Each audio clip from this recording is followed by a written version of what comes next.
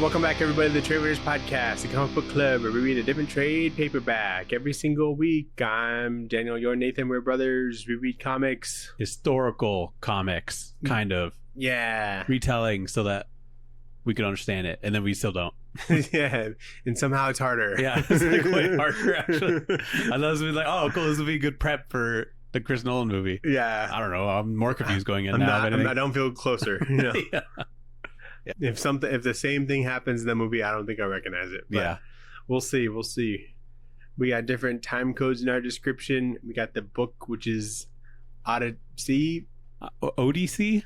ODY-C? ODY-C? I think ODY-C. ODY-C? ODY-C. ODY-C. Okay.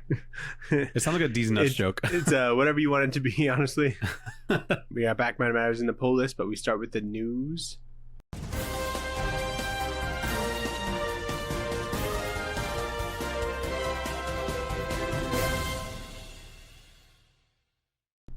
Do you have any news? There wasn't a whole lot this week, I don't think. But there was big news from Daniel Warren Johnson announcing his next book, which I'm pretty excited about. Chain Kata? Coming November from Image. Yeah. Chicks with chainsaws in space.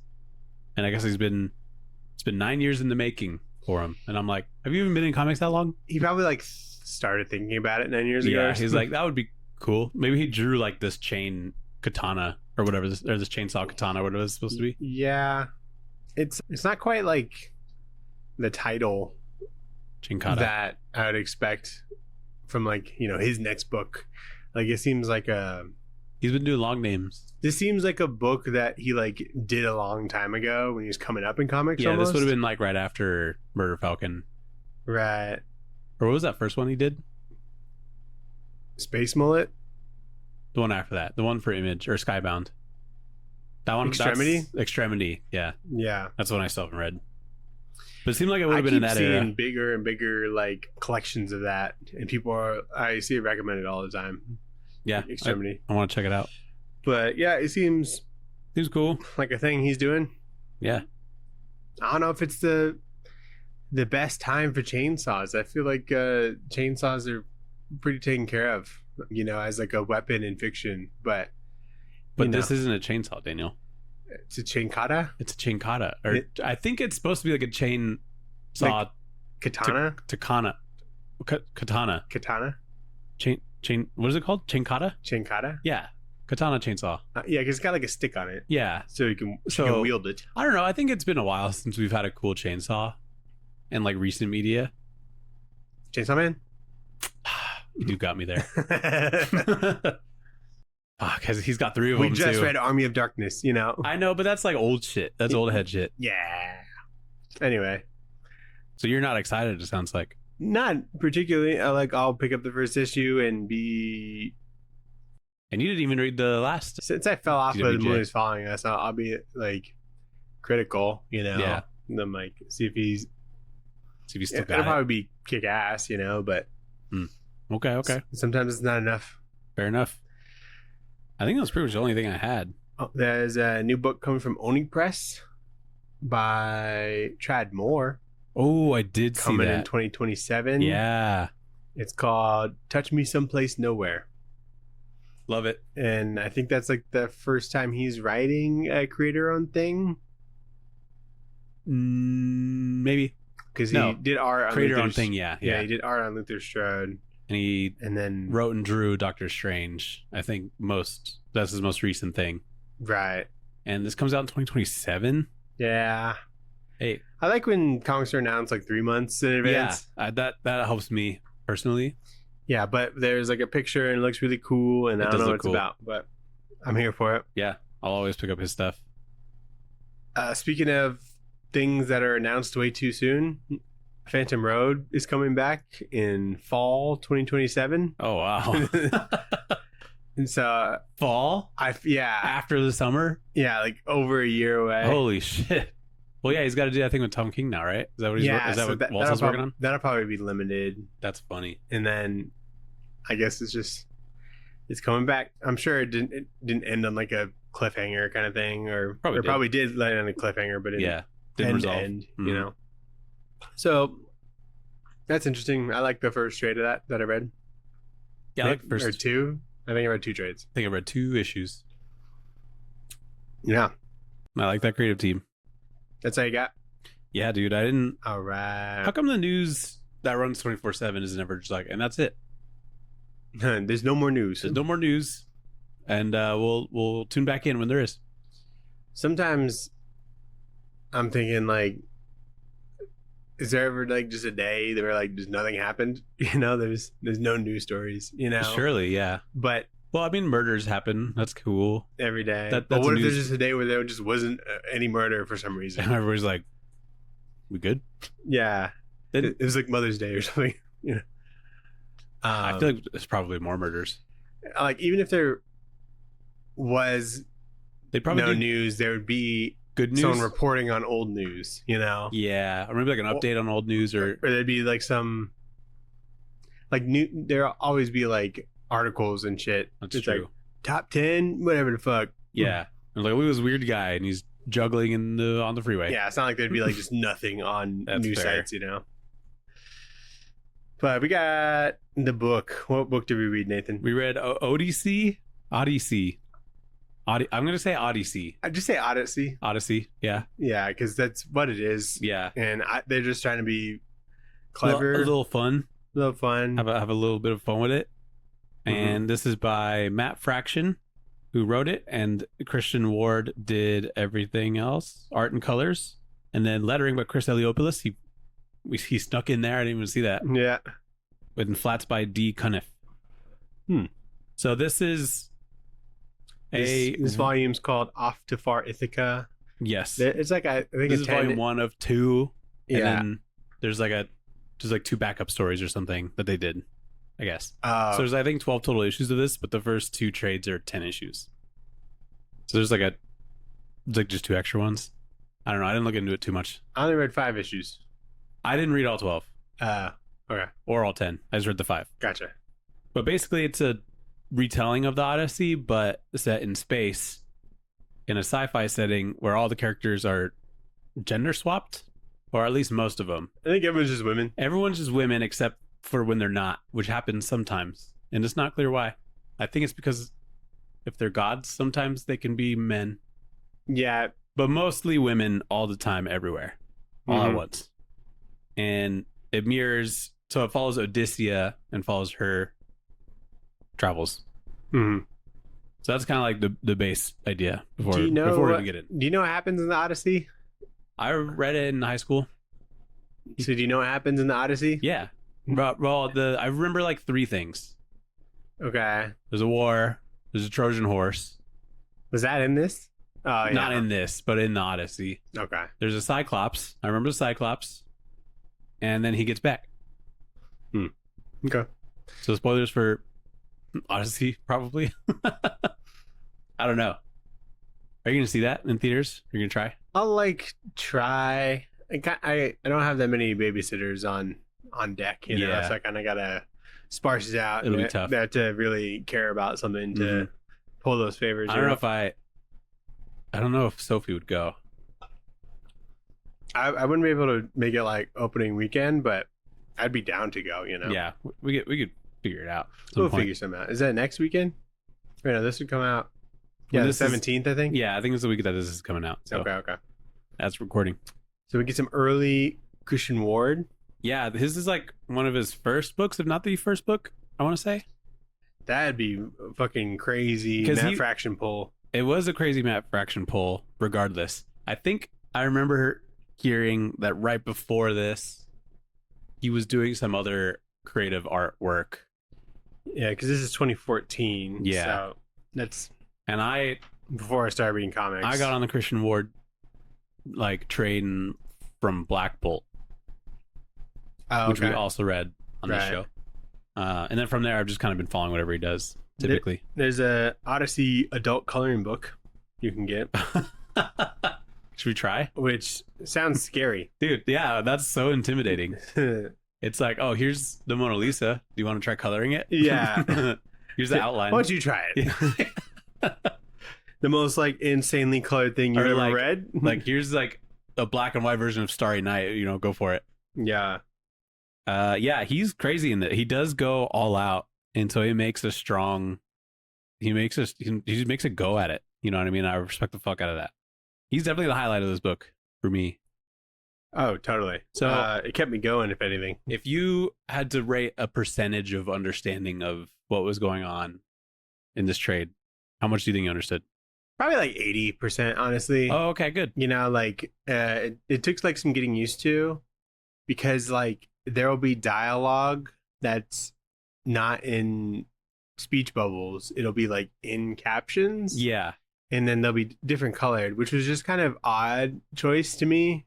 I get But what maybe he was because going for. Maybe because it's like the book where like there aren't speech bubbles in books, Right. you know, but sometimes there are speech bubbles. So I don't understand like the Yeah, I think he's trying to go for a vibe of like it's still like an epic or whatever. It's being told on scrolls or whatever the fuck. Okay. I think that's what he's going for, Uh-huh. which I think, you're making a comic retelling set in space, so it's a little bit pretentious to do that. And then he doesn't commit to it all the way through. So when there are speech bubbles, I'm like, this is way I easier. don't even know if it is that. Maybe there's like a method to it. I haven't read everything by Matt Fraction, but I assume that he at least like everything he does is like well thought out. Yeah, I think he's smart as hell, So for sure. I'm sure like it was for a reason. It's probably not a reason that like would really matter to us, but No, I think it's like I took it as a small creative choice to make it feel like an epic. when we meet him, are you gonna ask him why? I will, Yeah. actually. Okay. I'm down for that. I forgot he's going to San Diego. That's all I've been thinking about like last couple Yeah, I need weeks. to I'm get like, I Sex need to read more Criminals. Fraction. Do I have that Hawkeye? No, surely not, right? Probably not. Number one? I have some of it, I think. No, I read it in trade. I looked What's at the other big Matt Fraction stuff? Sex Criminals. I'm bringing that. He did Adventure Man. I don't have any of that. I have Adventure Man. Do you really? Single Yeah. issue? Yeah, I think I have all of it. Cool. Or Have at you least, read it? At least nope. At least the first, because the first issue is like 60 pages. That's big. Yeah, and I'm like, God damn.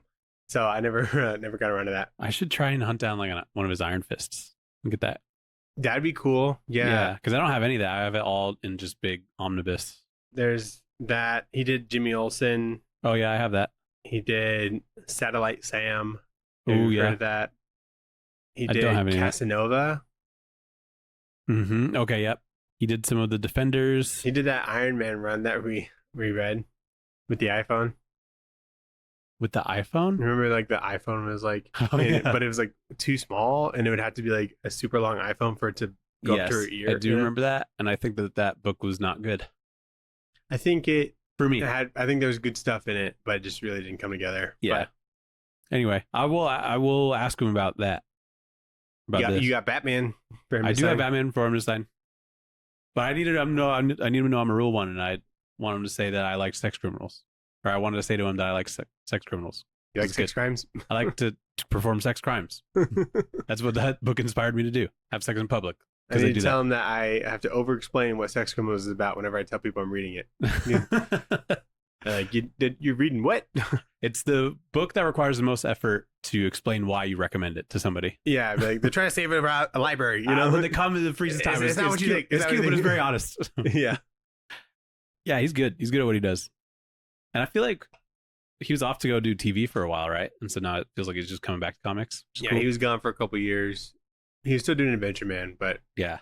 for Monarch Legacy of Monsters on Apple TV, Oh, gotcha. he was like show running that. Oh, wow. Yeah. And now he's like, give me some Batman. Yeah, he didn't do season 2. So, Okay. and then it's so weird that he was doing that Well, I think, and then just can go like just straight to Batman, you know? yeah. Well, I think his wife is in a lot of TV too. Kelly Sue DeConnick. I think she does some TV stuff, Like but also her, comics. like her stuff? No, Or is she like just a different. producer or something? I think a writer for some Oh. TV stuff. But I could be wrong. Anyway, Daniel, Odyssey, issue 1. I will say I'm kind of dumb. So a lot of this is probably like butchered or, very watered down from what this even was. Because I remember some parts of the Odyssey. I'm not super familiar with it. But also, I had to like, it felt like I was really studying this when I was trying to write the notes for it. Because I read it all. I didn't really write any notes as I was going through because I was recovering from a surgery. And then on the second time around, I felt like I studied it like a book, like in like school. And I kind of enjoyed doing that actually because I pieced shit together. Yeah. And I get why people will read ancient texts and think that they're better than like other people. So you think you're better than me? I think I'm better than you. So you think you 100% understand it? No. Okay. If I were to give a percentage, I would call bullshit. I would say I'm about 75. I was gonna come at you with 75, and you said 80. So yeah, I mean, like I think you can't really read into every speech bubble and try and figure out what that is. Mm-hmm. You can but there's a lot of names that are thrown out. You can see what's happening, and you know the names. You know, they kind of show you who the people are. Yeah. So it's not impossible, you know. But I remember looking up some of the names and just what some ancient words mean, and if that's just a gender bent version of somebody else or whatever. So I did a lot of that, trying to figure it out. But anyway, it starts with our main character Odyssia, who's flying to the siege world Troia to take it over in a big war. And Odyssia, what the fuck did I even write? Odyssia, who left the war, is trying to go back home to planet Ithaca and her wife Penelope and her child Telem. But the Olympian, or like the Greek gods, have decided to put obstacles in her way just for their own entertainment, potentially, or maybe they're threatened by her. And so Poseidon, who in this, since it's in space, is kind of like the goddess of space, she blows the Odyssey off course, and the crew ends up having to fight some Trojan killers. And then we meet Odyssia's mistress, Ero, who's a Sebex, which is a new gender that they came up with for the Odyssey. I thought it was like a mistress? Like a robot mistress thing that can also make people. No, so that is what threw me off for a little bit, but they dig into it in the second one. But there is like since there's no men in this story, kind of, mostly no men, there's still another thing that was created that is just other than women, and it's Sebex. There's not that many of them, and they introduced this concept, and there's not that many of the Sebex characters, and then they don't really do anything with it. So unless maybe it's more prevalent in like the back half. Yeah, I think it's just to represent how the mistress part works in this, right? I guess. So there's a lot of characters in this. There's a lot of people in the crew, unlike the Odyssey crew that I mentioned. So that made it a little bit hard. It's crazy. Dude, the pages are so fucking good, though. He's so extravagant. I wrote down page 12, what the fuck? And then, like, looking at it now, I'm like, this one's kind of tame compared to what like, compared comes to a up. lot of the rest. I mean, this isn't even my favorite page, but it's really good. This would be my favorite page on any other book, any other trade we read.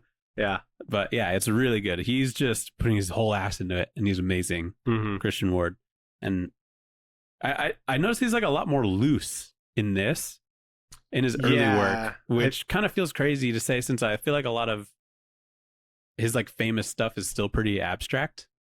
Like of his work, he does some pretty abstract stuff on the scale, but it does. He's more. It still kind of feels like early Christian Ward in a way, like almost like how he makes people, I guess. Yeah, but he puts his whole ass into like everything else, like the spaceships, the armor, the settings, the colors and shit. Yeah, colors are so good. Can you imagine being hired to be the colors?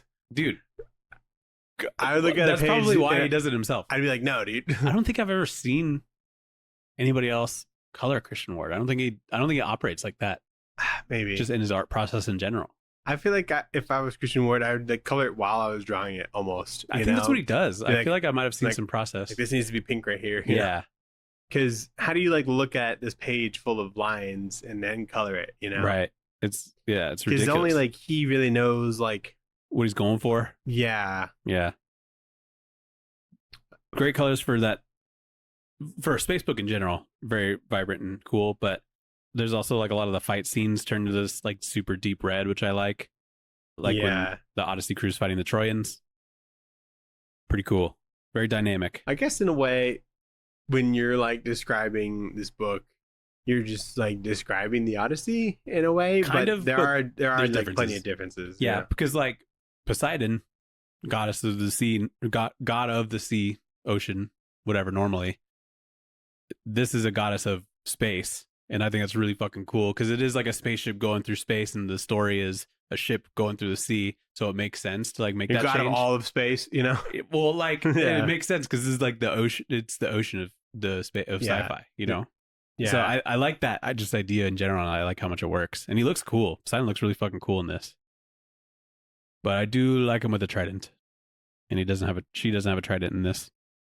But you ever? I like the just random lips that'll just be in the book. yeah, he's like, the most important part of the expression is the lips. This is in space. Yeah, You know. like Odysseus is angry, and I can only fit the lips. Yeah. He does that a couple times in this. Right. Did you? So the ship is not like a ship you see. It kind of looks like a boomerang, and there's like people kind of like hooked into it, and they're like kind of the engine in a way somehow. Yeah, I'm not entirely clear on the mechanisms. And then she's got these like flower petals that like go on like her head, and that's kind of how she drives it. I think that's how she pilots it. But I think there's other people in these like chambers that are like fetus chamber looking things. Yeah. And I'm like, I wonder if there's some sort of feminist outlook that he's trying to make here that I can't completely like I recognize the two things are somewhat related, but I can't like put together what he's going for with this, you know? Yeah, I don't know. And but it's interesting because of this mechanism in general. Mm-hmm. So then issue 2. So Zeus, who's a woman, tells. Wait, is it a big deal that her? Sorry to cut you off, but Odysseus' kid Telem is a dude. That seems like it's like a big deal, That's kind of a big deal, I guess. but it doesn't seem like it'd be a big deal. Like No one the really Odyssey. like mentions that too much. It's not like Zeus is like that pissed about it. But maybe he like doesn't know somehow. But that's what I'm saying. Like, does he know? Yeah, I think Because he she would says know. the last caption is like her son, and then it's like in bold Yeah, that maybe like Ithaca is like like out of the sight of Zeus or something. maybe it's just like a weird anomaly that happened, or yeah, maybe I think it was just out of the domain. Because they made it seem like they're just like some gods are just like killing men if they were like born, you know? Yeah, that's what was happening. Yeah. That's what at least what Zeus did. And this is where it's so she's like hiding. yeah. Telem. I mean, that would make sense why Zeus has beef with Odysseia.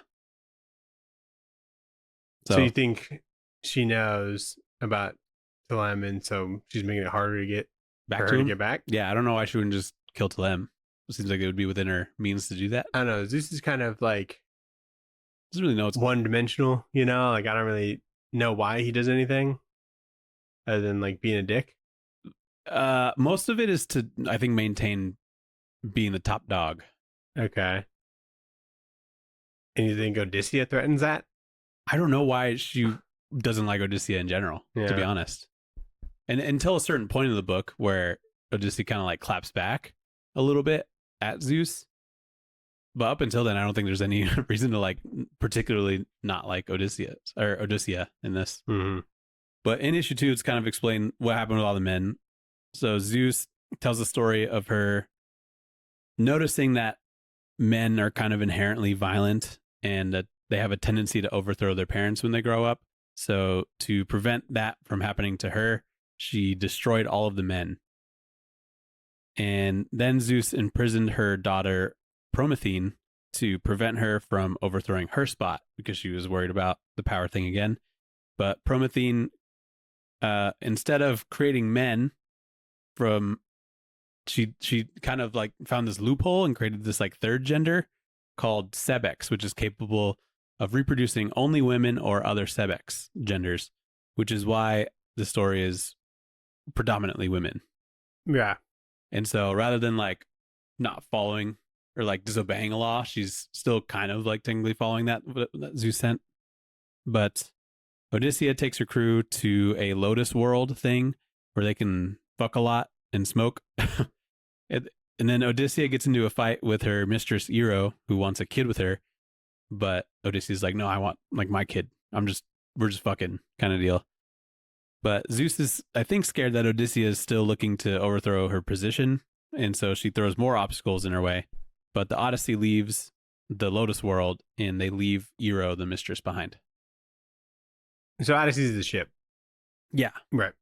I forgot. In this, I think that is that the thing in the book, or is it just called the Odyssey? I looked it up. The ship doesn't have a name.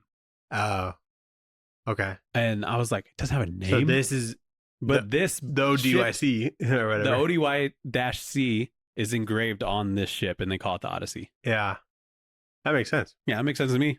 I'm gonna call whatever ship they're on the Odyssey. Whatever ship if Matt Damon the ODY-C. Yeah, if Matt Damon gets on one ship and then leaves that ship and goes on another ship, that ship is now the Odyssey. Yeah, in my mind, wherever Matt Damon is with that big beard. Yeah, any movie, not just the Odyssey. Yeah, any movie where Matt Damon's on a ship. I don't know how many of those there are. When he bought a zoo, the zoo's called the Odyssey. Yeah, when he bought a zoo. The movie We Bought a Zoo. I think he's in that. Is he? Yeah. Okay. This one's crazy. Yeah, this is when she destroys all the men because she's like, I don't want them to overthrow me. But she just obliterates a bunch of men. But it's one of those like Ryan Otley pages where there's like a bunch of panels in the background and there's something kind of over on top of it. Yeah. And I like that shit. That shit's cool. Oh, wait. Poseidon does have a trident. Oh, cool. Sweet. Like her even Poseidon's more now. like the coolest looking design. Yeah, for sure.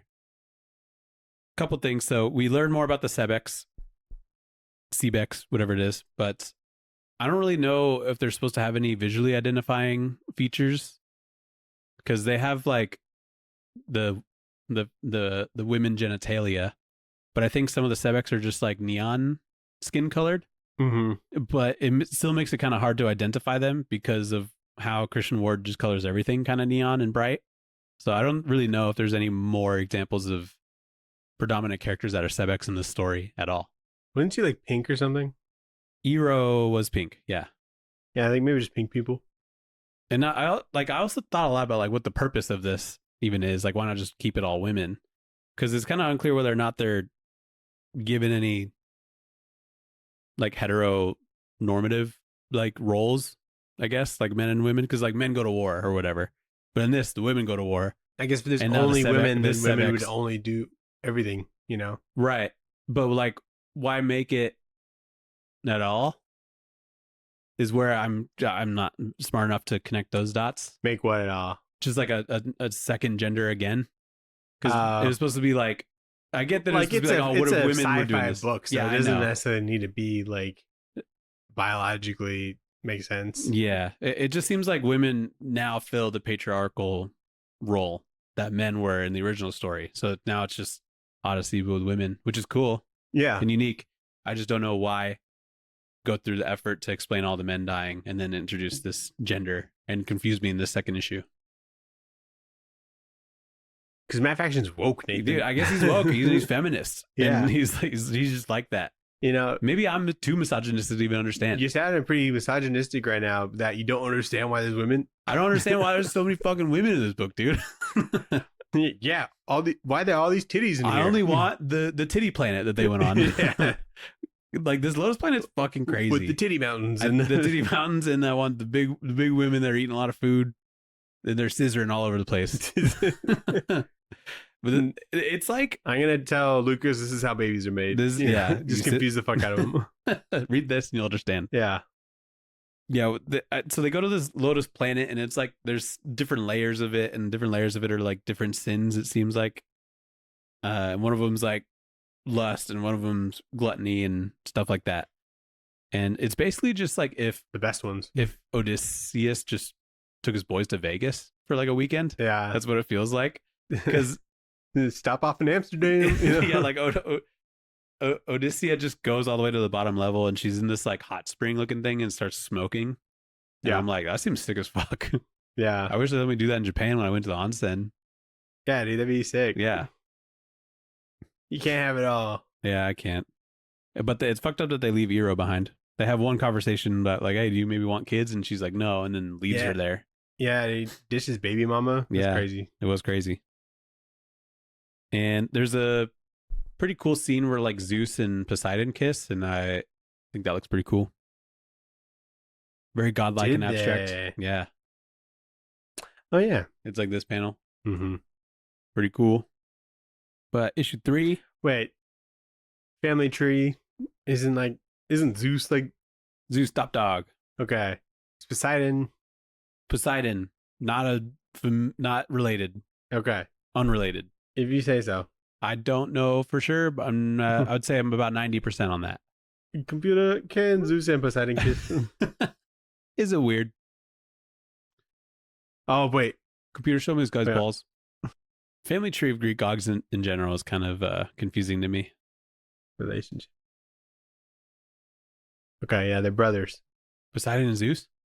Mm-hmm. Whoa. So they're sisters in this and the kiss? Yeah. Whoa.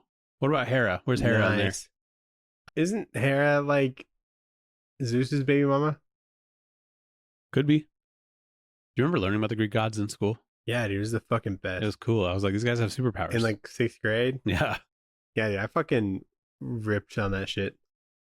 I don't think there's like any relation, but they were married. Hera and Zeus. Yeah. Okay.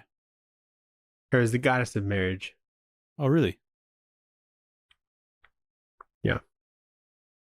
Cool. You know, What are you looking up? family tree. Oh, okay. Sorry, You're good. they're all like insane, Yeah, there's like a lot of them. So, and my screen's not that big. and I know that like there's the big, big tree. Like there's like 34 of them. You know, there's the whole rule of the law. So if you just look up like Zeus rule 34, I think it should get you there. Can you believe people just made this shit up? You know? Well, you don't think it's real? No, like what? The religion, Daniel. No. like People believed in this. people like made this shit up so like they would, you know, they'd be able to describe things or whatever. Things that happened. Yeah, Okay, we do geez, that now. This isn't even a good one. Okay, maybe Zeus and Hera were siblings. I think they just all were, and it was chill because they were the first. Don't worry about it. Don't even worry about Don't it. worry. Do you think we'll even about see any it. gods in the movie? Do you think we see Poseidon? Surely, right? Well, no, there are I guess characters that are gods I think like because like Anne Hathaway is one of them. I thought Anne Hathaway was like Penelope or whatever. Isn't that a god? I thought that was Odysseus's wife. No, or sorry, I thought she was Promethean. Is she? I don't know. Do you know John Bernthal's in this movie? Yeah, dude. I saw. I mean, he's gonna say, "Let me tell you something." Let me tell you something, He's Zeus. I saw a confirmed thing that he's gonna say, "Let me tell you something," or "Let me," like one of his isms, Apparently, his Bernthal isms. that shit is like written in the script, and he just doesn't like add it in there. That's so funny. I'm like, and he's like, it's in every script. I I'm like, know. no one believes you, but I believe it's in his contract. He just likes the edits that people make. I think okay, all right, I'm done looking at this. Everything's it's a different. Big, it's a big rabbit hole. It sure is. I just remember Hydra being really cool. Hydra Yeah, from in Greek, Marvel. in Greek mythology. Oh, okay. Oh, the Hydra. The Hydra. Sorry, it's not. Is it like a? It's like the Facebook. No, I just didn't, I didn't connect what you said at first, but Yeah. then I remembered that Hydra from Marvel bases it off of the Greek thing. So Right. except they're Nazis. So you like Nazis? I like Greek Nazis. Okay, cool. That's fair. That's different. Issue 3, Daniel. We see the birth of Apollo, who's a half man, woman, and goddess. So yeah, this is one of the like exceptions to the rule. There's also a man in the room, and that happens. So I don't know why there's men, but so Apollo survived its birth after Zeus kills the mother Hera, but Apollo and Dionysus conspire to help Odysseia on her journey, going back to Ithaca by granting the Odyssey crew safety and wine. Poseidon and Zeus fuck with them again, and they like start to push them away and push them. Like to, they fuck. They fuck. Oh shit! I missed it. I wouldn't be surprised. But they fuck with them again, and they push them to the planet Kylos, and there they find this like big temple, and eventually the Cyclops of Kylos, which is Poseidon's abandoned daughter. And Odysseia's crew gets totally fucked up by the Cyclops, and they all fall into these like big holes that are like holding pens to just wait to be eaten by the Cyclops. And this is where I'm like, hell yeah, this is the thing I remember. The Cyclops. Except this one, Daniel, it has a bunch of boobs because it's supposed to be a girl and it's gender bent. You like that? Yeah, dude. Whoa. New kink unlocked. Crazy that one eye, but tons of extra boobs. Yeah, no. Got to make up for the one eye. Yeah. Yeah, and it's definitely like a different kind of look for a Cyclops. It's not like kind of what you expect. Like the eye is almost like the upper part head. of the skull. Yeah. You know? And it like the head like kind of opens up for the eye to. I hate that this thing can blink sideways. Did you see that? Oh yeah, I saw that and I was like, that's just gross. That was pretty gross. It looked very like Men in Black, you know? Yeah. I saw that, but there's some crazy action pages here. Like you really see them get ripped apart and like eaten and crunched in half and everything. Bloodstained titties. Oh yeah. But Odyssia is like talking to the Cyclops and she calls her crew the All Men, which I think is supposed to be like a joke or like a slight at Zeus, the god. Yeah, because Yes. Odyssia tells the Cyclops that they're the All Men. Yeah. You know, and I think that was like a diss. I think it's supposed to be a diss. call me All Men, the scourge of the world, Yeah. so that like she would like just repeat that, you know, and it's Yeah. kind of like a And Zeus hears it and she's like, "You're not the men. I destroyed all the men. yeah. Fuck you." And that was the first time where I thought, like, okay, they have beef. Mhm. But I just don't know where it came from before that. Do you like that Hera's got a beard? Yeah, so that's cool. Yeah, dude. Women could do that. Wait, does she? I gotta look. No, Hera doesn't have a beard. Hold on. There's this dude that has a beard. But then I think there's another Hera that comes up. There's no dudes in this, dude. No, there's this dude who looks like Jesus a little bit. Oh yeah, that's a dude. Yeah, who is that? Jesus. Who's the father of? That's Hera. Oh, that's Hera. Well, oh yeah, I think you're right. Actually, Yeah. who got fucking blown up then? Huh? Who's the person that gave birth to Apollo? Because she fucking blows up, straight up. Hold on, I got it. Hold on. Yeah, pull up the family tree. Ah shit. The one that had the answer. Oh, Control Shift T brings the tab back. Apollo. BB? Doesn't sound right. It's not cool enough. It's just mother of Apollo. Oh, okay. Computer. Leto? Like Jared? Yeah, I guess it is Leto. That's the mom? Yeah. Weird. Leto, Greek. God. So she's also the mother of Artemis, which is Apollo's twin sister. A Titaness. A Titaness. I like that. Yeah. So Leto's the one that gets fucking exploded as Apollo is born, it seems like. And then Zeus does this weird thing where she like takes the fetus of Apollo and puts her power into it, and then he grows into a person.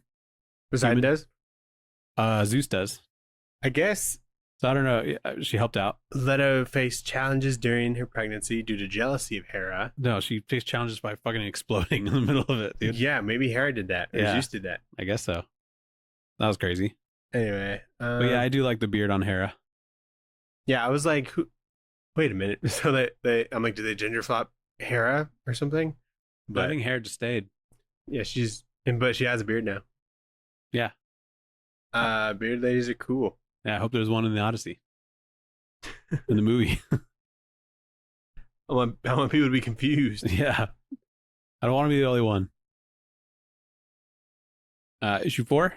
Hold on one sec. I have a complaint. Okay. So they go into the Big temple the thing. cave or whatever Mhm. where the Cyclops is, and Odyssia is standing right in front of the Cyclops, and she says, "Bring me my sword to somebody." Why didn't she have her sword already? Why did she get that close without her sword? I think You know? I think they were trying to bust into the cave because there's a big door. They're trying to what into the cave? They're trying to bust into the cave. Yeah, and then they're like, she slices it, it's like Achilles or something. Yeah, that was that was cool. But I was just like, why the fuck Did you have this right away? You know, what I don't understand just is always have it on her. they crash land and then they're like going down the river and they have a bunch of little Odysseys, like that they're jet skiing on, pretty much. Mm-hmm. I don't know where they get those, but they're also Those like are called the Iliads. are they? No, That'd be cool. Well, I think Iliad was before the Odyssey, so there is another quote from Odyssia on the same page. It says, like, when the Cyclops is like on the ground after it's like tendons are cut, it's like, pain means it feels. If it feels, then it dies. that's I'm like, is that a Predator quote? Like, if it bleeds, we can kill it. You know, it seems like a reference to that in a way. I feel like one of those came first, and it wasn't Predator. No, I think the Odyssey. The Homer saw Homer's biting Predator. on Predator shit. He loves Arnold. You know, He does. I'm not saying that these words are specifically in the Odyssey. It seems like these That are book just was open in front of me and people around me were reading it, but I did not read it. I didn't read any books in high school, but you're one of them. except for like the ones that I wanted to read, you know. What did you want? What was a book that you wanted to read and read? There's one book called like Tricks that I liked. It was like skateboarding or something. No, it was about like prostitutes.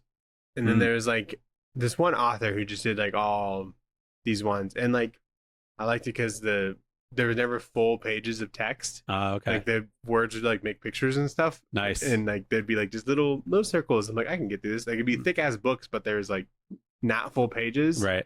And so I can get through those. So you're churning through a lot more. Right. That's cool. So did you ever read like I can't remember the name of it actually. I think I was understood. George and Lenny? Was that one? Kill a Mockingbird? To Kill a Mockingbird? Or Mice and Men. Of Mice and Men. I think I just kind of picked up on what that was about. And then I think we also watched the movie, so that helped. Yeah. They always did the movie after.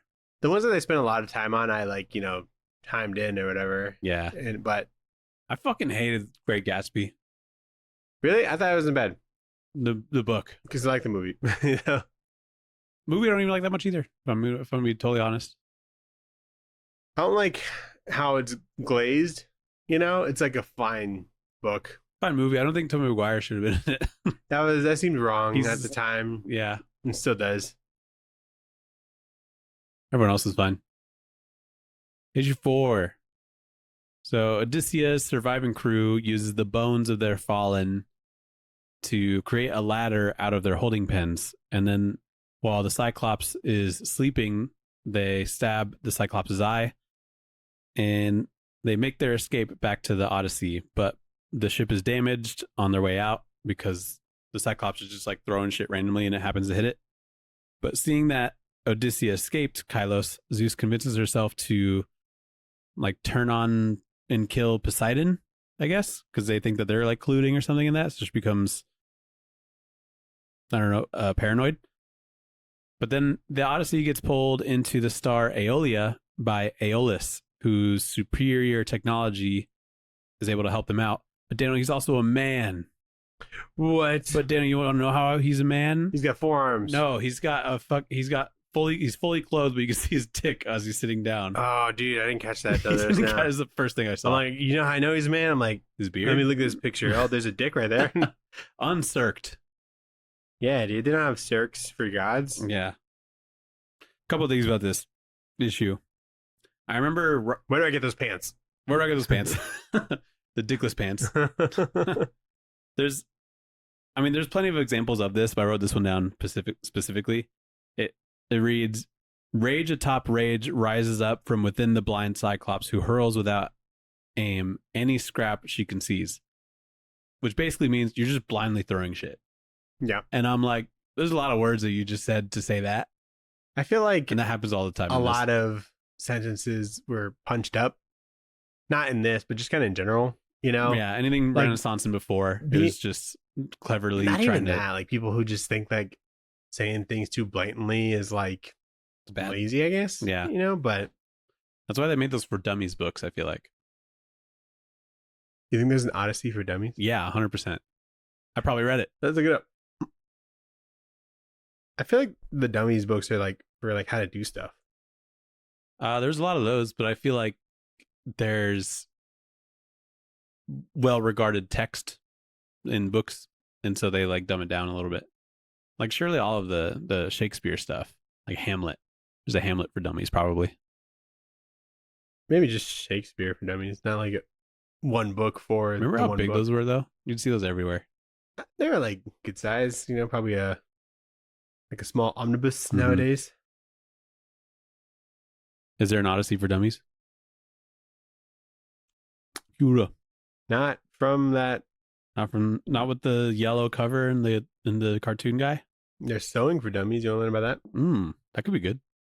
Oh, there's dummies.com. That's like they got their whole website. Oh, that's good that they're still going. Okay, never mind.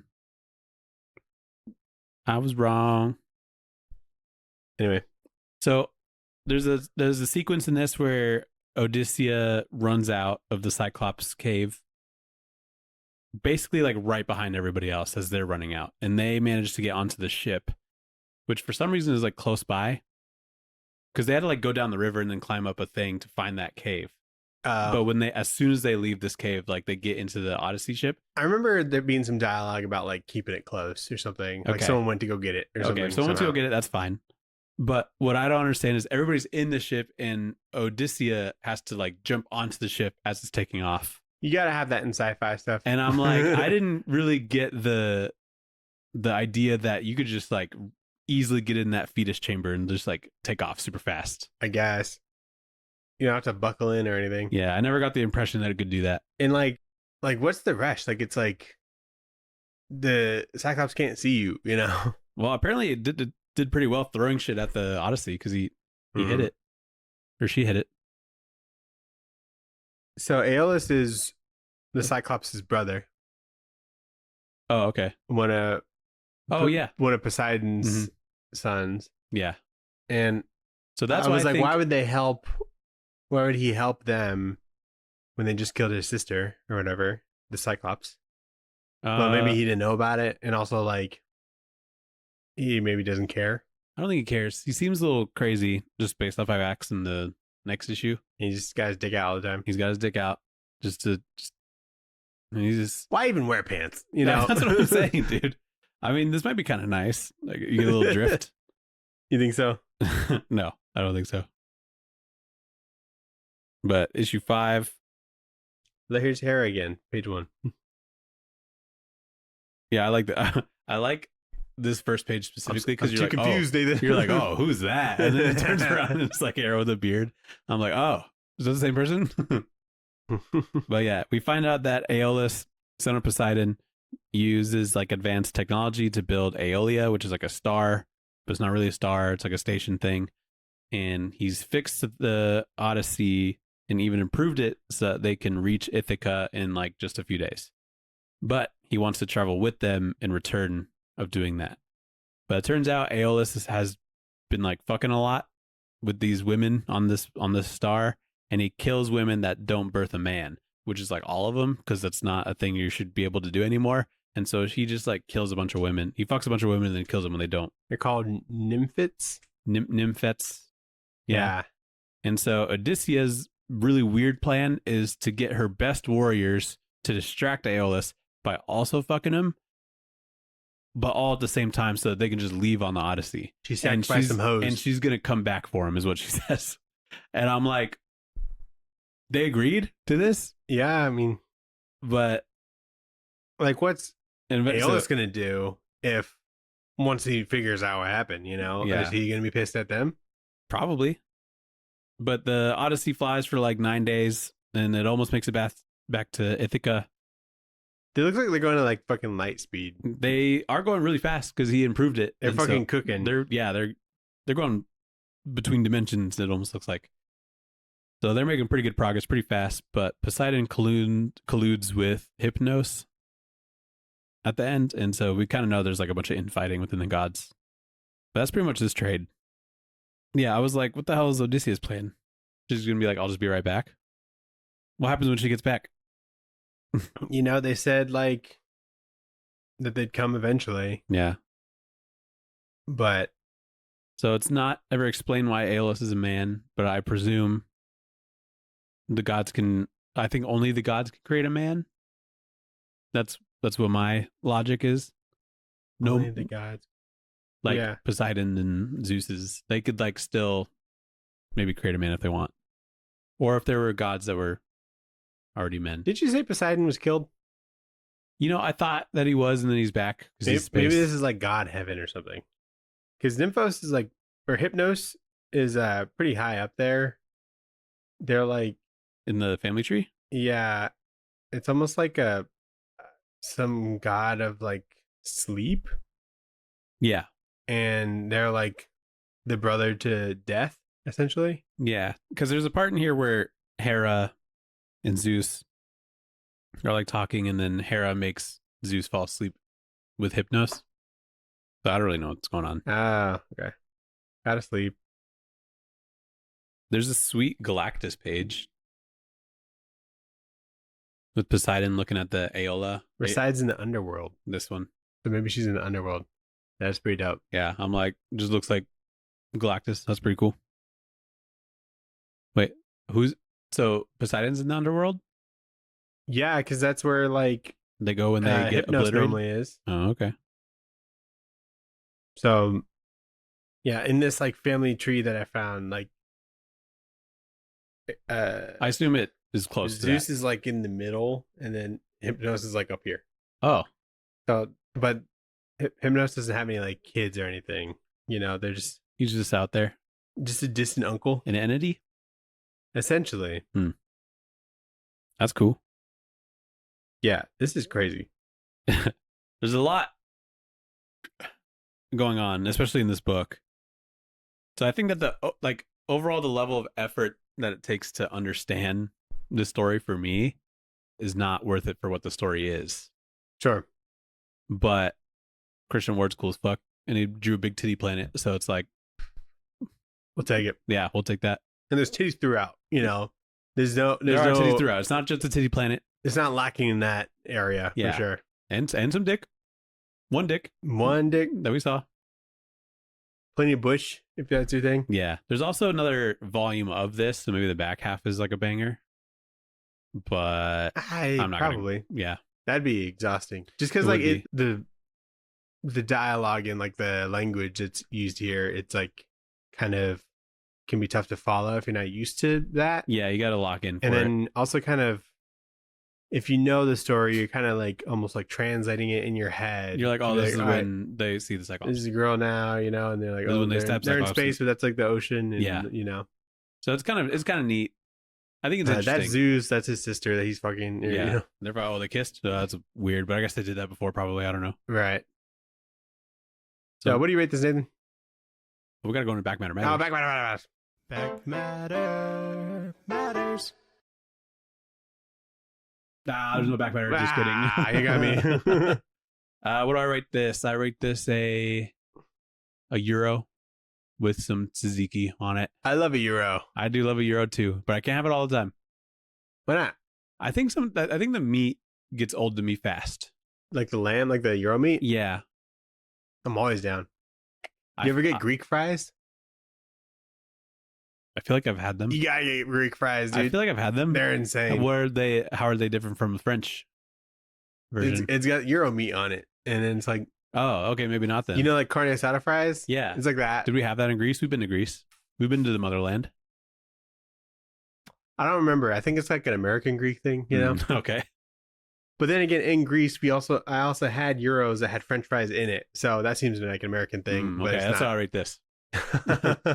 I had like 3 that night because I was very drunk and it was very close to the clubs. So Yeah. kept going back. I went to Cold Stone on Friday and I saw on TikTok that they had Choco Tacos. Cool. And so I got one of those. It was $9. It seemed a little steep. Whoa. And when I ordered it, they're like, okay, hold on. And they like went into the back and grabbed it and it was in a plastic bag. Hmm. Like this come from a factory or Is it something. big? It was smaller than you'd think it was compared to like the video that I saw. Oh, okay. But it was good. It was really good. It was like it's like a Reese's Oreo Choco Taco. I don't know what kind of Wow. ice cream it was, but it was like had the Oreo crumbs on top, and then it had like a What's peanut butter drizzle. What's like the length of it in like a That's pretty big. Just like that. Oh, okay. I was gonna say $9 gets you pretty far at Cold Stone. Right. I could have had like a custom, gotta have it, you know, Yeah. but I got this thing, which I almost thought was like customizable, you know, because like if they The just taco? if they had like the little Oh, waffle cone yeah. taco shells, then I could put whatever ice cream I wanted in it, and then whatever everything else. That wasn't the case, and so like the fact that it was like pre-made made it less It's special. not taqueria. Yeah, I don't know. Taqueria ice cream. It was good. I wouldn't get like another one, but you know, it was festive in a way because I think it's like limited. It's festive because it's limited. You know, I got Yeah. it while it was available, and Okay. I got it the same day I saw the video, Yeah. which is like something I never do. You know? Yeah. Impulsive. Yeah, very. That's cool. But yeah, what do you think this was rated on League of Comic Geeks? Wow. I don't know. Does it break 4? Probably not. 3.9. You got a 3.5. Oh, really? Mm-hmm. That's low Yeah, for League. maybe people are just like Fuck this. I'm too dumb. potentially, yeah. Yeah. Who knows? That seems a little low in my yeah. opinion, but Yeah, I think of as a rating of this and what I typically see on League Comic Geeks, that's pretty low. yeah. What'd you pick up today?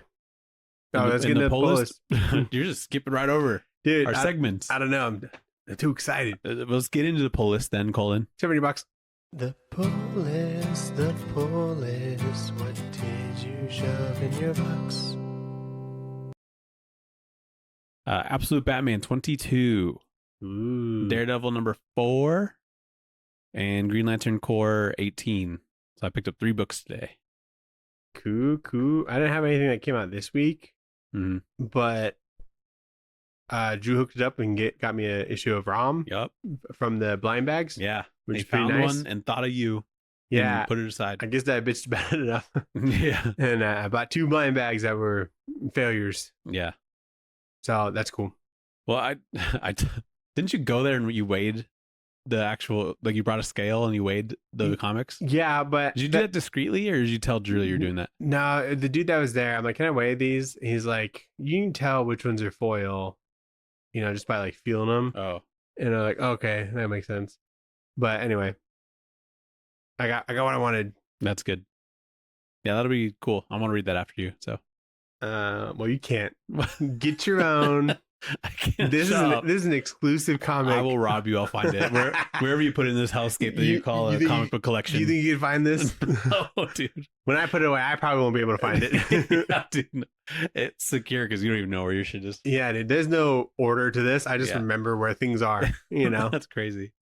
Did you read anything? Yes, I read some more Invincible, issue 48 through 50.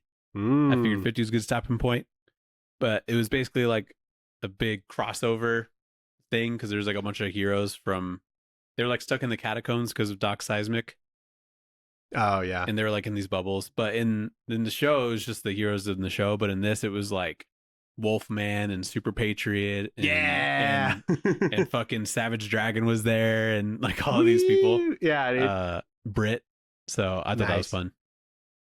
That's cool. I forgot that. The show's like kind of overriding my memory of that.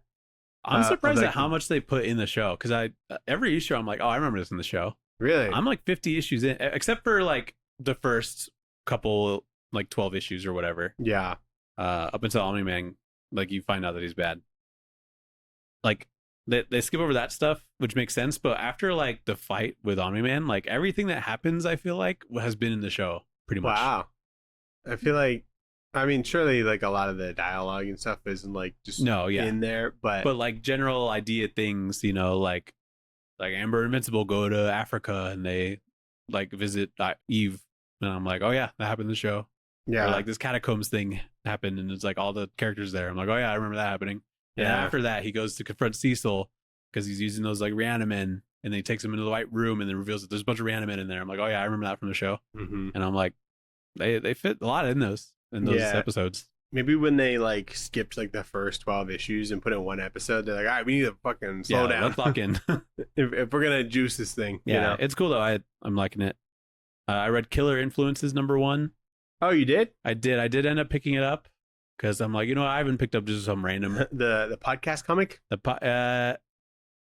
She does have a podcast. Well, it's more like a YouTube channel, I'd say. But yeah, it's the one where there's this like crime YouTuber in this like small town that she doesn't like being in, who just like pieces together that there's a serial killer in that same town, and then finds a way to like have an encrypted chat with him, except it's not encrypted. So she like finds his IP and finds out who the guy is, and then they he do his messaging on WhatsApp. Yeah, I don't know what platform, but yeah, so they decide to work together to like piece together that he's like a pretty good serial killer and then get him up there with like the Bundys and Dahmers and stuff, while she gets like millions of subscribers. And I thought it was good. It was a good flow, but some of the character acting is like a little bit stiff in the art. Is that Dark Horse? No. Or Ignition or something? It was some, I couldn't even remember. Vault, maybe? No, I would remember Vault. I don't remember. Awa? It could be Awa. I think it might have been something else entirely. But I probably won't pick up Killer #2. In Blue. IDW. Oh, it is? Yeah, because it's part of their crime line. Or Oh, whatever. gotcha. Oh, IDW Crime. Okay. Yeah. So yeah, I read that. I thought it was fun and done well, and it could be good, but some about the art I think wasn't, like, the acting in it to me felt a little bit stiff, so I won't get it the next one. For sure. I read Dead Man #2. Oh, wow. It's very fun, a little bit wordy, and doesn't really progress the story that much in this one, but Plastic Man's in it. Ooh, And there's this, spoilers. They say that at the end of the first issue. So I guess spoilers for the first issue. Anyway, there's a great... I've only read the beginning of the first One issue. of the best pages I've ever seen from Martin Morazzo is a Plastic Man page where it's like him talking, but he's also the panels of the comic. Like he stretches himself out to make squares. Wow. Like his arms and legs. And I'm like, this is so good. That sounds fun. Yeah, very fun. So I like that book. And then I read Absolute Wonder Woman 16 through 18. And it rules. There's a tiger woman in that has horns and a snake tail, but the snake's a completely different color from the rest of the tiger. I thought that was funny.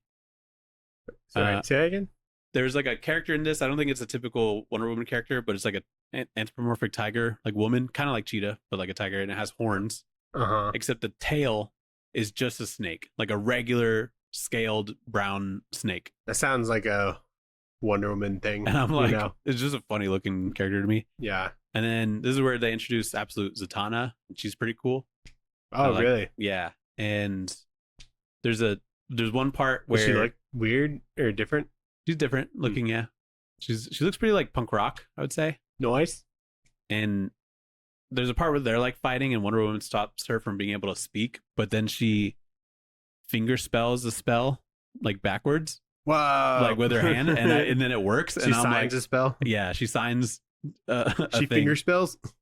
Backwards finger spells phase and like phases through Wonder Woman so that she can talk again. And I was like, that's so funny that works like that. But yeah, that was everything I read. What'd you read?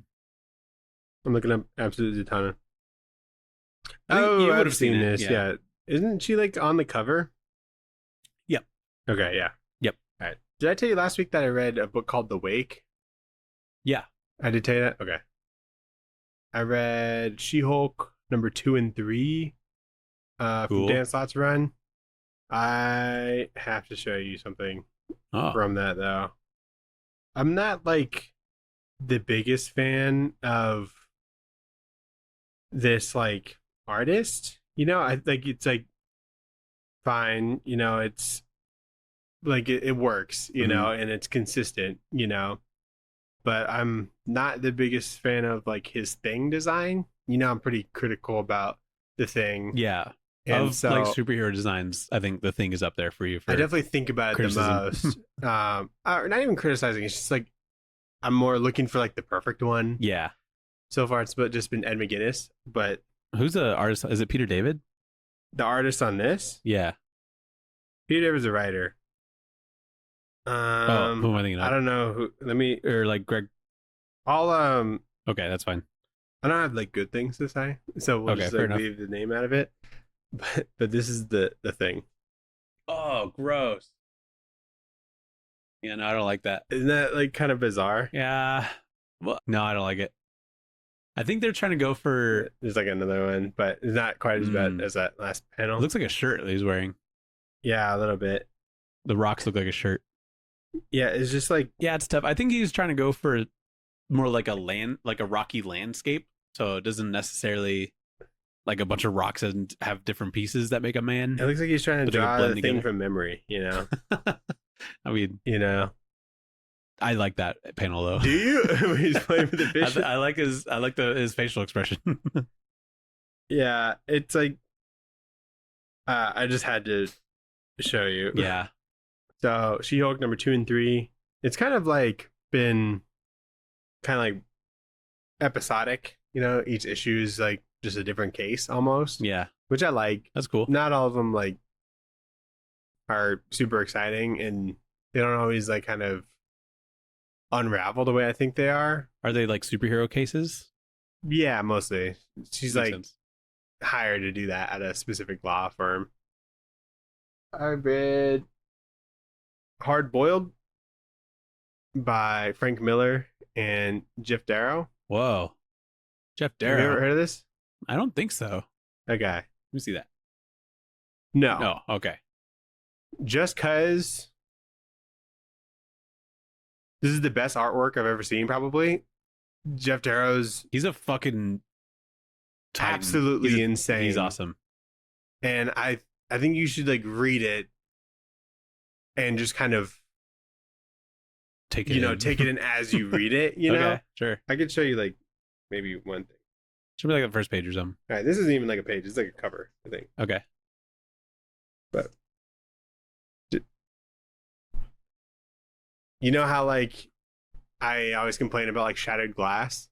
Oh, yeah, he's on that. Not a fucking problem here, This is cool. I like his detail. Yeah, you can take that if you want. It'd be kind of a weird one to do an episode on, Yeah, I'll take it. but I'll give it a gander.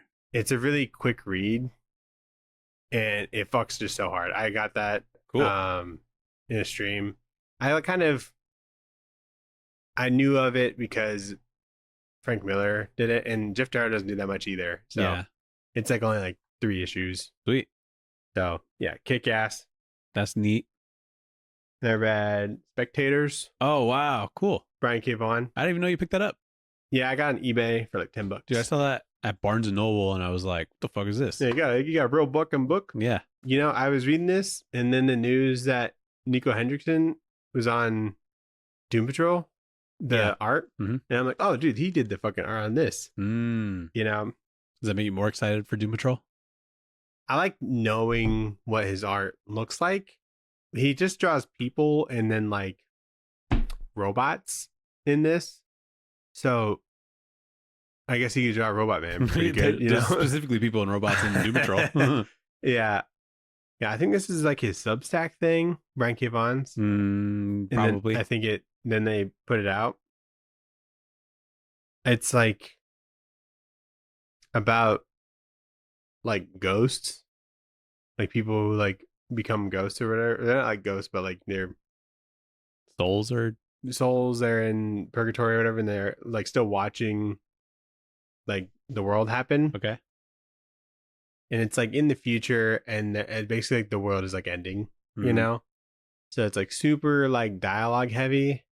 It's definitely not like unhinged, but Brian K. Vaughan doesn't like hold back on like what he wants to do in this. It's like something that can only be done if you have this like all done in like a graphic novel, Hmm. And so I liked like parts of it, but like overall I'm like, it's pretty good, Yeah. But I've never seen more dicks in my life, probably. Really? Yeah. Are the souls naked? Some of them. Oh, okay. I don't know What determines what it? determines that, but Maybe if they die naked. yeah, maybe. Let me find like a good page. No, this is just the art. So it's like this one girl, and then like she's like, oh shit, she's like friends with like a cowboy, and he's just like really cool like landscape. Yeah. Like the real world is like black and white, but then like the spectators are Oh, that's fun. in color, you know. And yeah, it was pretty interesting. It's like a real. It has like good pacing, like the Brian K. Vaughan pacing, Mhm. you know. But I just compare everything to Saga, you know, and so Yeah. I'm like, this is just not Saga. I think with Brian K. Vaughan stuff, I compare it to Why the Last Man because Saga's just on a league of its own. True. I think it feels similar to like Why Last Man. Okay. That's neat. You watch anything? I started X-Men 97 season 2. It fucking rules. It's so Nice. good. I feel like that was a pretty quiet release. I haven't seen anything about it. I saw some advertising about a month before, and I was like, Okay. oh fuck yeah. Like I've seen I mean I remember seeing like little things like, you know, they brought the cast back and stuff like that. But yeah, this came out. Apparently this 4th episode that just came out as a recording is really good, and I should be avoiding spoilers. But yeah, I specifically wanted to start watching it right after surgery when I was on drugs. Nice. And yeah, dude, drugs are crazy. I'm on this new wave. Drugs. No, I watched that first episode. I'm like, fuck, what the hell happened last season? And then I was like, I can't watch this. And then watched the next 2 episodes when I was sober. Very, very good. I get so excited watching it. Mm-hmm. It has an energy where I'm like, this is fucking X-Men right here. Imagine watching it when you're like 10. Dude, you know? I know, dude. I want to watch the original show. Like Magneto just drops bars left and right. He's just saying shit, and I'm like, holy fuck! Like I get what he's saying. I'm on Magneto's side a lot of the show, and he's like That's working turmoil. he's working with the X-Men in like a good way, just like with some maybe not bad, you know, not very like not like the best way to do, you know, handle things. But I get his motivations. I'm like, yeah, I can see why we do that. Like there's a lot of that and a lot of really interesting ideas in this. It's so good. Did you watch the part of the first season? I watched all of it. You watched all of it? Okay. It keeps that momentum, I think. So Sweet. And then I watched Caught Stealing. Oh, yeah. Nice. Yeah. Did That you was like it? cool. I did like it. It was very fun. I think it's very chaotic and very fun. Yeah, very chaotic and fun, and he has to stop drinking beer, and I'm like, oh, that would suck. In that movie. It's probably the most normal thing I've seen Austin Butler in. Yeah, he's just kind of a guy. He's kind of a weirdo in a lot of his shit. Like Yeah. in Dune or in like he's Elvis and he's weird in that and all that. So I haven't seen him in Once Upon a Time in Hollywood. no, I haven't seen him in He's that just yet. kind of Just a an guy on actor, a horse. dude. That's cool. But yeah, this is fun. Matt Smith is crazy. In this. He's the best. He's insane. I was like, how do you get hair like that? Yeah, you his know? hair is crazy, and he's just got a weird face. Dude, I started House of the Dragon season 3, and I forgot Matt Smith was in it. So when he came on screen, I was like, "Whoa!" I forgot about him. He's a jump scare. Yeah, it was basically a jump scare because he's got this whack ass hair. Yeah, because he's a Targaryen. his like skin like blends into his hair somehow. Yeah, it's so weird. And I it was like right after. It was like the day or 2 after we saw Caught Stealing, so I just had his weird mohawk hair in mind. And I'm like, this guy's just in things with weird hair. Recently. But yeah, I liked Caught Stealing, and then yeah, we did start the first episode of House of Dragon, a show that I didn't really like the first 2 seasons, and this one starts kind of strong, even though I still don't like a lot of what people do in it. You don't like what people do? I think they're just dumb. Everyone's dumb. Yeah, I mean, there's got to be conflict. I know there's got to be conflict, but it felt like the other shows do it more naturally, and in this one, they're like, what's a dumb thing? Like did you see it this episode? Getting on Sheep Stealer or whatever? That's pretty well, no, I think that's fine. So you saw the first episode at least? I'm caught up. You're caught up, okay. When I don't even remember anybody's name, dude. Son that dies. Jace. When Jace is like, I'm gonna keep my mom in there. That was pretty dumb, yeah. And he's like, you don't let her out. And you need to protect the guy that used to have a twin. I think that was him. Was that? No, it's probably somebody else. He tells the night guy, he's like, you don't fucking do anything. The Queen's Guard? Queen's Guard. Yeah, I thought that was dumb, and I'm like, what the fuck are you doing? Also, that girl that was like leading the ships and got into the fight, I liked her and she died. Mm-hmm.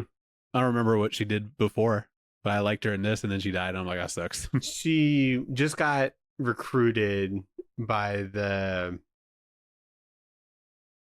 Lannister dude in order to like to fight like against them, and it just kind of backfired. She's like that big tough captain lady, you know, and you have to earn her.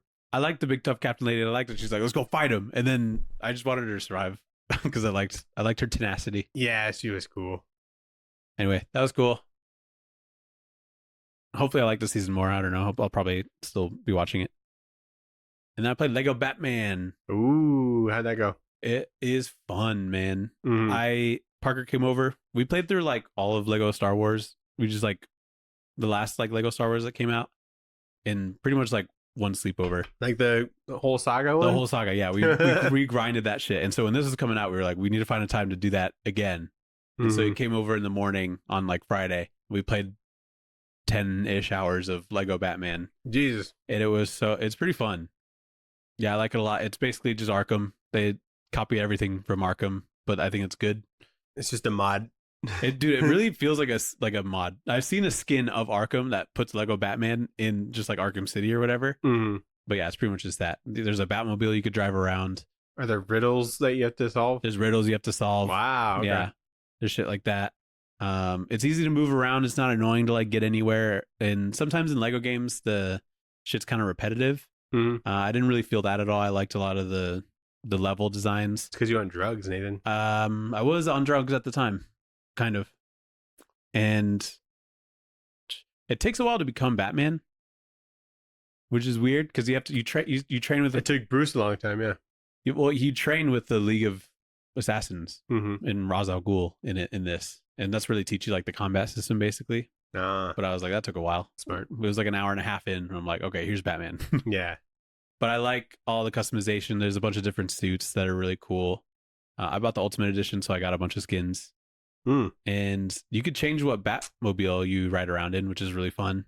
So I've been riding around the like Batman 66, like Adam West one. That's nice. Like, that has like the red stripes. Yeah. That one's pretty cool. And then we just got Robin, and he's pretty fun. But dude, they don't kill his parents.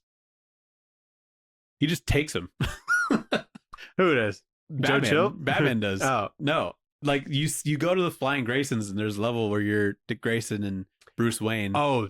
They don't kill the Flying Grayson, like the parents of Dick Grayson. So they're still alive. I'm like, they don't commit to killing them. They don't like fall into pieces. They don't shatter. Fall into, yeah, dude, that's what I wanted to see. I wanted to see that, or I wanted to see them get shot, or whatever the one they were going to go with. And no, they don't. Is Martha die. alive?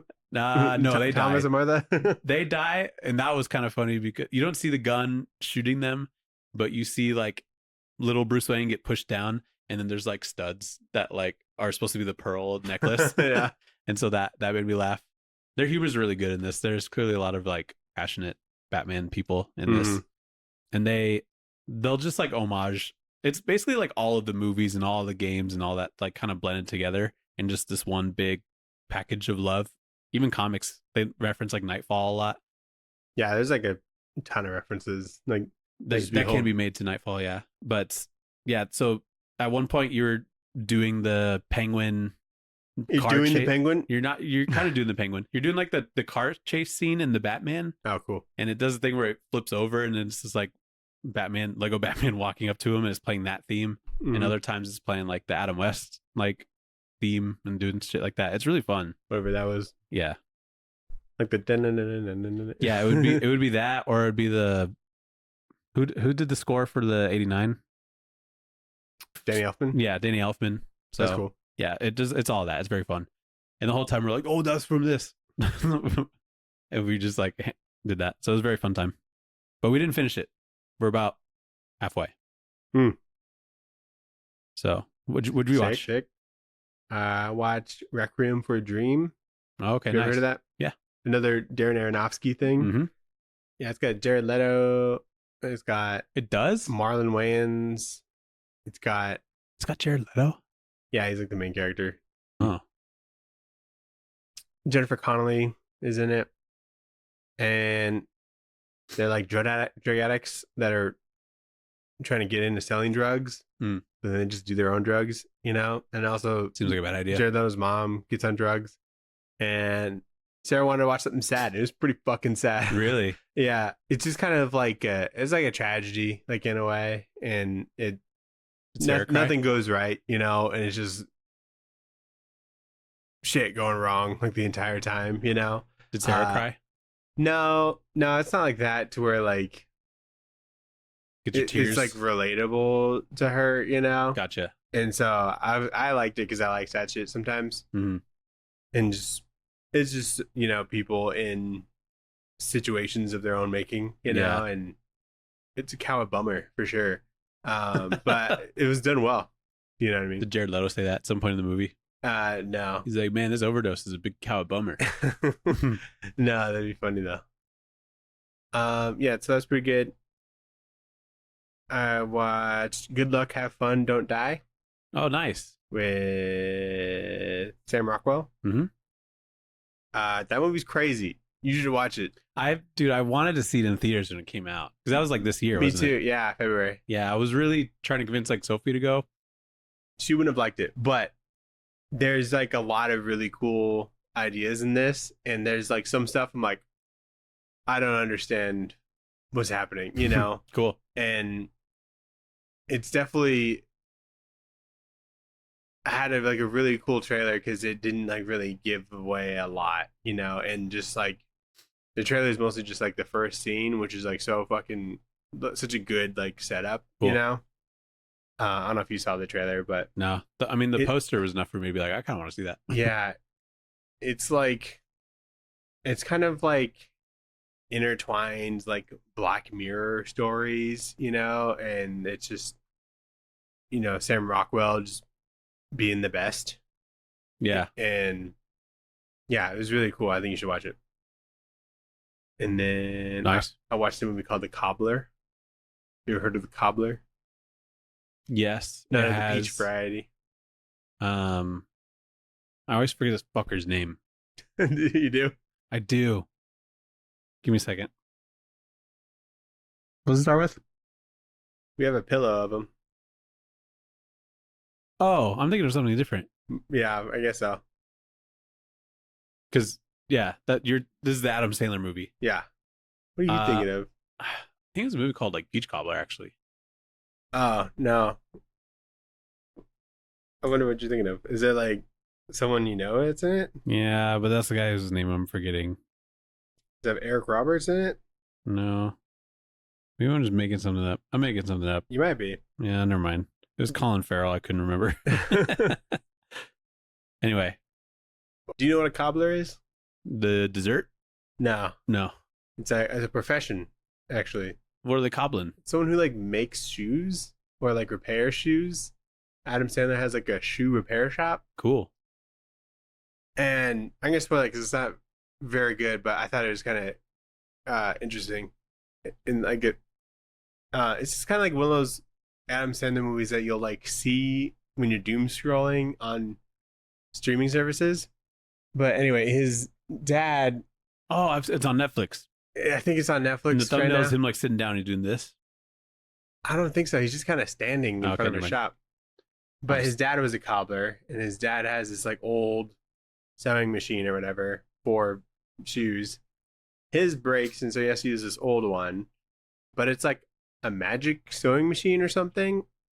And whenever he uses it to fix shoes and he puts on the shoes, he becomes the owner of the shoes. Okay. So like Method Man dropped off some shoes and he fixes them and he puts them on because they're like fancy or whatever, and he becomes Method Man. Oh, okay. Adam Sandler. I thought you were saying like he now owns those shoes. No, And I'm like, okay, cool. no, he He's Method Man now. Okay. yeah, it's like a disguise thing, you know? Yeah. And he just starts like walking around the city in like other people's shoes, like as other people, you know? Mm. Are those people doing an impression of Adam Sandler? Kind of, yeah. That's cool. It's like pretty well done. And he works next door to Steve Buscemi, who's a barber, and then right in the middle of it, like he's like got like dad like abandonment issues, and Sarah's like, I bet Steve Buscemi's like his dad, and she was totally right. Oh wow, she called it. Yeah, and so his dad got mixed up in like the mafia or something because of like the magic shoes, and so he's been Steve Buscemi for like years. Oh, And so he's lost in the shoes. he's not lost in the shoes. He's just purposely Stayed as Steve Buscemi. yeah. And so Wait, so like, what happened to what happens to Method Man when he becomes Method Man? he Is it like an obsession situation? Oh, you haven't seen the movie? No. A Method Man's like he's like a crime dude of some sort, and No, I'm saying what happens to him when Adam Sandler's in there. he's just out and about still. Oh, So so Adam Sandler like transforms into Method Man. yeah, but Method Man still. So there's two doing Method it. Mans. There'll be two Method Mans. Okay, gotcha, Because they gotcha. meet, and then he's like, Okay, "What?" got it. But That's what I would be like. Adam Sandler, like, a happy ending at the end, and then it's like the dad reveal. But then Steve Buscemi, like, he's like, let's go in the back or whatever, and he's just got this. It's like the it's kind of like Kingsman, where like they have just like all these weapons like in this big hall or whatever, but it's not weapons, it's just a bunch of different shoes. And it's just all these different people that he can like pretend to be. Oh, you want to be LeBron? He just yeah, exactly. He's just got this insane collection, and his dad's got like a dude that he's got like an Alfred who like watches his car for him, and this dude just knows all about what his dad does with his magic shoes. So are there two Steve Buscemis running around, or is Steve Buscemi actually his dad? So the real Steve Buscemi knows what's happening.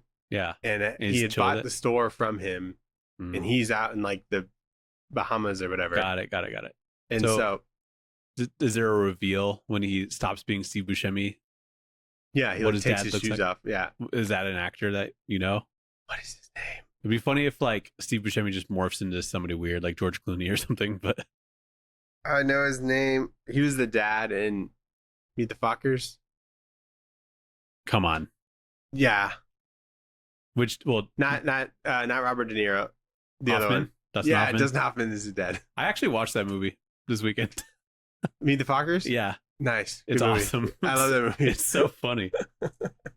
Dustin Hoffman, yeah. And so like the way like they like revealed like this like room and stuff, and like this like car that he's got or whatever, it made it seem like Adam Sandler was like joining like the Avengers or something. It was like the music swelling and stuff. I'm like, is there like a cinematic universe of weird professions? Method or whatever? Man will return. yeah. And it was just bizarre.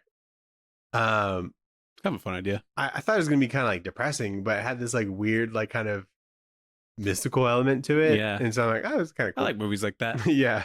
Just regular kind of movie with mystical element. Yeah, there's like nothing on the poster or anything that kind of signifies like what it is. Mm-hmm. So I've almost probably seen all of the Adam Sandler movies, but that's cool. Yeah. Anyway, Nathan, what are we going to read next week? What are we going to read next week? We got Spider-Man. And so we're going to do a Spider-Man book. And I think we should do Superior Spider-Man, Daniel. Okay. Just volume 1? Yeah, just volume 1. I've always heard about it with Spider-Man, and I've never read it, so I'd like to. Okay. I'm glad you... I thought about it and looked it up. Yeah, you made a decision, Nathan? I made my own decision. Good, because I had no clue. There were like comics called Brand New Day, but like it's just the issues right after One More Day. Yeah. Nah. But Cool. Hold on. My Own Worst Enemy. I was looking at Is this Dan Slott? Supernova. What writer are you thinking of? Dan Slott. The trade's called Supernova? Yeah. Superior Spider-Man Volume 1. Oh, this is from 2024 though. This one's 2013. Okay, that's the one I want. This one? Yep. Okay. Yep. Yeah, it's called My Own Worst Enemy. It's on Comixology. Cool. Unlimited. Cute. Then you want to do some trivia? I would love to do some trivia. Alrighty. You know Ike Barinholtz? Nope. He's got a podcast. He won Celebrity Jeopardy, Nathan. Put some respect on his name. There's a winner of that? Yeah. There's always a winner of stuff. Cool. But he has a podcast. He has a trivia podcast. And that sounds fun. We should do that. We kind of do in a way. But I just kind of wrote down some of the questions that he was asking people on his podcast. They're not very good, but I thought they're something that could be fun. Okay. So the OG Justice League lineup had 7 members. Oh, Who were they? The OG Justice League? Mm-hmm. Batman. Okay. Superman. Mm-hmm. Wonder Woman. Mm-hmm. Wasn't it like the Atom? No. Green Lantern. Yep. Flash. Mm-hmm. It wasn't Cyborg. It wasn't Martian Manhunter, I don't think, right? You gotta... Okay, I'll say Martian Manhunter. Okay. Is that one of them? Yep. That's 6. Oh, I don't know. He had set it up to where he said 6 of them and then didn't say the last one, which was Martian Manhunter. So you got that. But yeah, who's the 7th one? Aquaman. Oh, fuck yeah. Yep. Bonus question. I don't know if you know this, but I just made this up. Their first appearance was Brave and the Bold, number 28. The Justice League's first appearance? Yes. Who's the villain on the cover that is taking on 5 of the League members?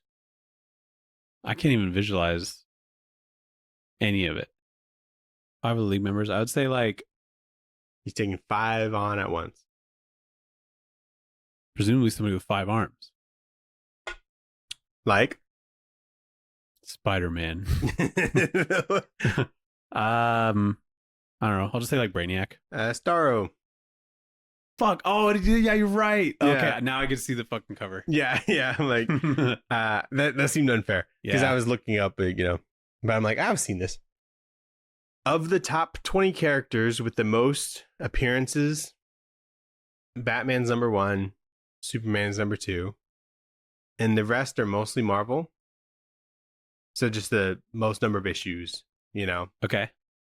So the rest are mostly Marvel, except for 2 are DC. What are those 2 characters? All right. Top 5 most appearances. Top 20. Top 20 most appearances. And you're asking which other 2 DC characters? Mm-hmm. Other than Batman and Superman. And these are they're on individual series or just any pop-up? Just any. Flash? Nope. Green Lantern? Nope. Wonder Woman? Yep. Really? Aquaman? Mm-mm. It's probably something stupid like Alfred. Is it Alfred? No. Okay. It's close, though. It's close to Alfred? Robin? Yep. Okay. Good job. That's interesting. There's a lot of Robin out there. I guess that makes sense. There's 4 of them. 5 of them. Yeah, I guess so. But also, I think using Batman or Detective Comics 27. True. So. Yeah, he was in early. The OG Avengers lineup. There is 5. Yeah. There is. Do you think you can do that? Iron Man. Mm-hmm. Was it Ant-Man at the time? Mm-hmm. Ant-Man, Wasp, Mm-hmm. Hulk. Mm-hmm. You seen that cover, right? Mm-hmm. It was Ant-Man? It wasn't Giant Man? It was Ant-Man. Okay, Ant-Man, Wasp, Iron Man. It's not Captain America. That's a Correct. misconception. Hulk. And then Hawkeye? Mm-mm. Thor. Yeah. Yeah. Good job. Who are the Avengers created by? Bonus question. Stan Lee. Nope. Sorry, Jack Kirby. Yeah. I was going to say Stan Lee and Jack Kirby, but yeah, it was Jack Kirby initially. Good job. Good job. You know, Stan Lee was 44 when he came up with the Fantastic Four? He was 45 or something like that. Was he? I feel like he'd be younger. Isn't that crazy? There's still time, Nathan. I know. We can do this. Who has had the most appearances as the Flash? Wally. Rope. No, he was in fucking. He got Crisis. Probably Barry then. Yeah. Yeah. Superman villain who is a cyborg from the planet Kolu. Cyborg Superman. Brainiac. Yeah. Okay. An event that cleaned up a lot of timelines in 1985. Crisis on Infinite Earths, Mm-hmm. which is Jim Starlin and George Perez. Is it? Yep. Don't even look it up. 1987, Green Arrow relocated to This American City. Star City. No, Is that the Flash one? like a real one. Oh, Chicago. Denver. Denver. Cleveland. I It's think a real city? Yeah, I think Green Arrow is in Central City, Central City, you're right. and then Flash is Star Flash is City. Star City. I get them fucked up. So you don't know? No, it's not New York. It's Seattle. Seattle. Fuck. I probably could have gone there. Yeah, eventually you'd run out of cities. Yeah, I would name all the cities. Supervillain hailing from the planet Korugar. Sinestro. Nice. Yeah. Yeah, I was like, maybe I know this. I don't know. Nah, I know that one. I know All right. Good job, Nathan. Dude, you do this to me at the end of the podcast when I'm using all my brain Yeah, thinking about the fucking Odyssey. I gotta. It's a different part of your brain. I just switch gears. It's so hard. It's a frontal lobe. I would have gotten that. I would have gotten the fucking team ones easy. That shit's hard. It is hard. I was like, It's hard to think about. when he was saying, I'm like, what? You know? Yeah, because like normally if you look up Justice League roster, like Cyborg's on there now. It seems like. Yeah. Yeah. Good job, Nathan. Yeah. Thanks for listening. Thanks for watching, everybody. We got Linktree in our bio. You can like, comment, subscribe. Tell us. Is there a better Odyssey reimagining or a different one that's better to study? Yeah. Did you see the Odyssey? Let us know. Did you read the Odyssey Did you in read high school? In high school and pay attention. Probably Yeah. not. TradewaitersPod@gmail.com. Yep. And goodbye. Peace.